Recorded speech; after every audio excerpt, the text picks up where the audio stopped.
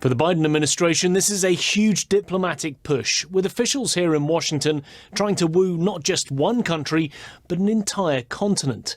There's a tacit agreement that the Biden administration has neglected Africa, focusing much of its foreign policy engagement on the Indo-Pacific. US Secretary of State Antony Blinken started the first day of this three-day summit with a speech at the National Museum of African American History and Culture, where he said America wanted to engage with African nations as equals. Earlier this year in South Africa, I had an opportunity to set out the administration's new strategy for sub-Saharan Africa.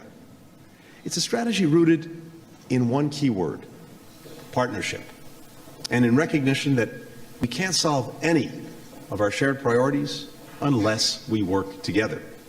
And it's a strategy that recognizes the immense role that the African diaspora and young people will play in shaping and strengthening that partnership.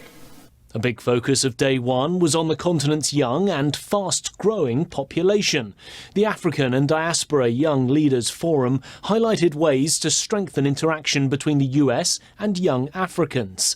Blinken said the US in the coming days would be announcing additional investments to make it easier for students to take part in exchange programs. Blinken also mentioned South African comedian Trevor Noah, who recently announced he's stepping down from The Daily Show here in the US. Blinken said he would miss his piercing comedy.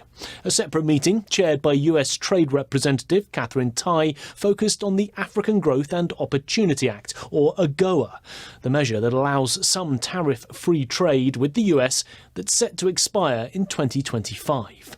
The Biden administration, which has referred to AGOA as the bedrock of its trade relations with Africa, is still weighing up how to improve the agreement.